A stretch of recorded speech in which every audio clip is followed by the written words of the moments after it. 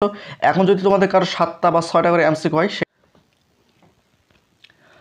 আসসালামু আলাইকুম প্রিয় এইচএসসি 24 পরীক্ষার্থীরা। তো ইতিমধ্যে তোমরা জানো যে তোমাদের বাকি বিষয়গুলো পরীক্ষা স্থগিত করে দেওয়া হয়েছে এবং তোমাদের যে সাবজেক্টগুলো অলরেডি পরীক্ষা হয়েছে এই সাবজেক্টগুলোর খাতা কিন্তু শিক্ষকরা এখন দেখবে। তো বিষয়টা হচ্ছে যে তোমাদের যে বিষয়গুলো পরীক্ষা হয়েছে এই পরীক্ষায় শিক্ষকরা কিভাবে তোমাদের 5 নম্বর দেবে। একই সঙ্গে তোমাদের মধ্যে অনেক শিক্ষার্থী কিন্তু এমসিকিউ খারাপ হয়েছে, তো এমসিকিউ যদি কারো একটা বা দুইটা কম হয় সেক্ষেত্রে তাদেরকে পাস করে দিবে কিনা, একই সঙ্গে তোমাদের লিখিততে কীভাবে পাস দেবে এই ভিডিওর মাধ্যমে তোমাদের জানাবো।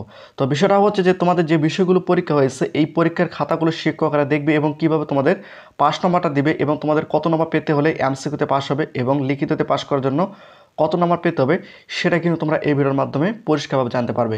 তো ভিডিওটি খুবই গুরুত্বপূর্ণ, তোমরা অবশ্যই সম্পূর্ণ ভিডিওটি মনোযোগ সহকারে দেখবে। তো প্রথম অবস্থায় আমি তোমাদের একটু পরিষ্কার করে দিই তোমাদের কোন কোন বিষয়গুলো পরীক্ষা হয়েছে। তোমাদের বাংলা পরীক্ষা হয়েছে, ইংরেজি পরীক্ষা হয়েছে, আইসিটি হয়েছে, পদার্থবিজ্ঞান হয়েছে, হিসাব বিজ্ঞান হয়েছে, যুক্তিবিদ্যা হয়েছে এবং ভূগোলের প্রথম পত্র বিষয় পরীক্ষা অনুষ্ঠিত হয়েছে। এই পরীক্ষাগুলো তোমাদের অনুষ্ঠিত হয়েছে, এই খাতাগুলো শিক্ষকরা এখন দেখতেছে। এই খাতার নম্বর একর সঙ্গে তোমাদের যে বিষয়গুলো পরীক্ষা হয়নি সেই পরীক্ষার খাতা নম্বর একত্রিত করে তোমাদের কিন্তু জিপিএ পয়েন্ট দেওয়া হবে। বিষয়টা হচ্ছে যে তোমরা যারা 2023 সালে ফেল করছো কিন্তু 24 সালে এইচএসসি পরীক্ষা দিয়েছো, তোমাদের রেজাল্টটা কীভাবে নির্ণয় করা হবে এই বিষয়ে ভিডিও আপলোড করা হয়েছে।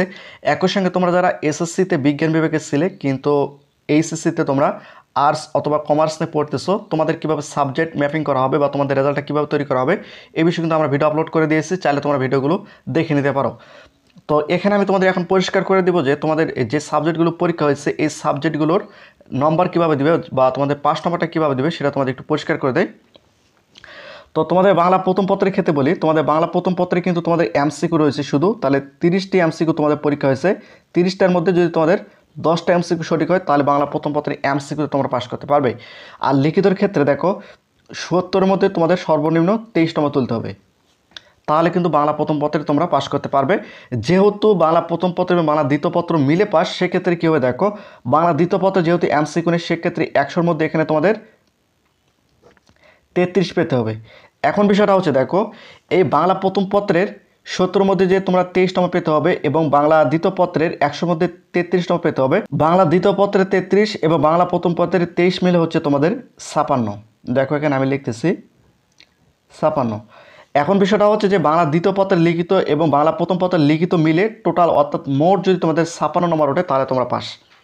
এখন বাংলা দ্বিতীয় পত্রের লিখিততে কত উঠতেছে, বাংলা প্রথম পত্রের লিখিততে কত উঠতেছে সেটা তোমাদের দেখার বিষয় নয়। তোমাদের বাংলা দ্বিতীয় পত্রের নির্মিত অংশ এবং বাংলা প্রথম পত্রের নির্মিত অংশ অর্থাৎ লিখিত অংশ মিলে যদি তোমাদের 56 ওঠে তাহলে তোমরা পাস করতে পারবে। আর বাংলা প্রথম পত্রে যেহেতু তোমাদের এমসিকিউ রয়েছে সেক্ষেত্রে 30টা এমসিকিউর মধ্যে সর্বনিম্ন 10টা এমসিকিউ তোমাদের তুলতে হবে। যদি এখানে 10টা এমসিকিউ না হয় সেক্ষেত্রে ওই শিক্ষার্থী কিন্তু এখানে ফেল করবে।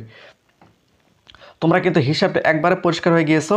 অর্থাৎ বাংলা প্রথম পত্রে পাস করার জন্য এমসিকিউতে আলাদাভাবে তোমাদের 30টার মধ্যে 10টা এমসিকিউ কারেক্ট করতে হবে এবং বাংলা প্রথম পত্রে লিখিত এবং বাংলা দ্বিতীয় পত্রের লিখিত মিলে যদি তোমাদের 56 নম্বর ওঠে তাহলে তোমরা পাস করবে। এটা হচ্ছে সোজা হিসাব। ইংরেজির ক্ষেত্রে দেখো, ইংরেজি প্রথম পত্র এবং ইংরেজি দ্বিতীয় পত্রের ক্ষেত্রে দেখো, ইংরেজি প্রথম পত্র ইংরেজি দ্বিতীয় পত্র মিলে হচ্ছে তোমাদের 200 নম্বর।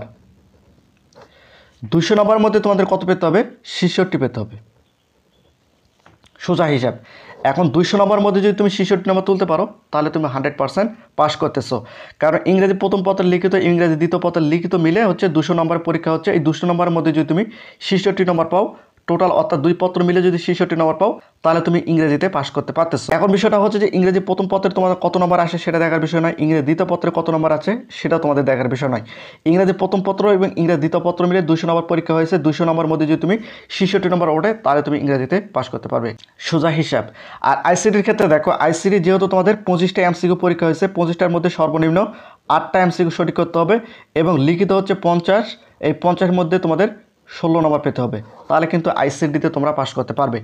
আইসিটিতে এমসিকিউতে পাস করার জন্য 25টা এমসিকিউর মধ্যে তোমাদের 8টা এমসিকিউ পেতে হবে এবং লিখিত 50 নম্বরের মধ্যে 16 নম্বর পেতে হবে, তাহলে তোমরা আইসিটি সাবজেক্টে পাস করতে পারবে।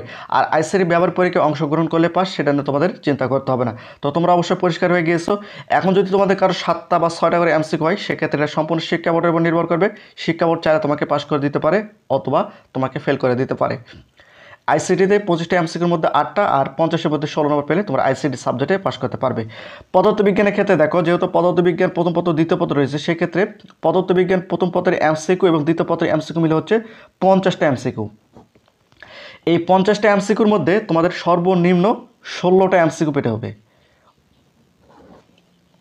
তোমরা যদি পদার্থবিজ্ঞানে পাশ করতে চাও সেক্ষেত্রে 50-এর মধ্যে 50টা এমসিকিউর মধ্যে 16টা এমসিকিউ তোমাদের অবশ্যই কারেক্ট করতে হবে বা সঠিক করতে হবে। যেহেতু লিখিত প্রথম পত্র দ্বিতীয় পত্র মিলে হচ্ছে 100, এই 100-র মধ্যে তোমাদের কত নম্বর পেতে হবে? পদার্থবিজ্ঞান প্রথম পত্রের লিখিত এবং দ্বিতীয় পত্রের লিখিত 100-র মধ্যে তোমাদের 32 নম্বর পেতে হবে।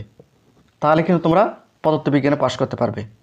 আমি তোমাদের আবার পরিষ্কার করে দেয়, পদার্থবিজ্ঞানে এমসিকিউ হচ্ছে প্রথম পত্রের 25টা, দ্বিতীয় পত্র হচ্ছে 25টা, 25 হচ্ছে 50। এই 50টা এমসিকিউর মধ্যে তোমাদের 16টা এমসিকিউ সঠিক করতে হবে।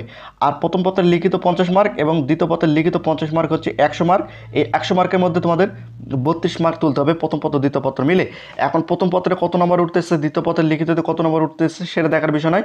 টোটাল 100 নম্বর মধ্যে যদি তোমাদের 32 নম্বর ওঠে তাহলে তোমরা পদার্থবিজ্ঞান প্রথম পত্র দ্বিতীয় পত্রে কিন্তু পাশ করতে পারবে।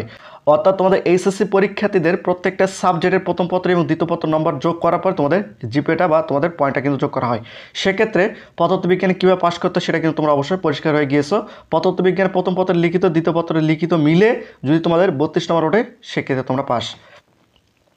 হিসাব বিজ্ঞানের ক্ষেত্রে সেম। হিসাব বিজ্ঞানে যেহেতু তোমাদের 30টা করে এমসিকিউ থাকতেছে, 30 হচ্ছে 60। এই 60-এর মধ্যে তোমাদের কমপক্ষে 20টা এমসিকিউ সঠিক করতে হবে, তাহলে তোমরা হিসাব বিজ্ঞানের এমসিকিউতে পাস করতে পারবে। আর হিসাব বিজ্ঞানের প্রথম পত্রের লিখিত এবং দ্বিতীয় পত্রের লিখিত হচ্ছে এখানে দেখো 70 যোগ করলে হচ্ছে 0 7 7 14 140।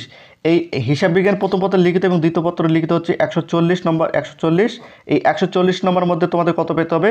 46 নম্বর পেতে হবে। 46 নম্বর পেলে তোমরা হিসাব বিজ্ঞান প্রথম পত্র এবং দ্বিতীয় পত্রে কিন্তু তোমরা পাস করতে পারবে।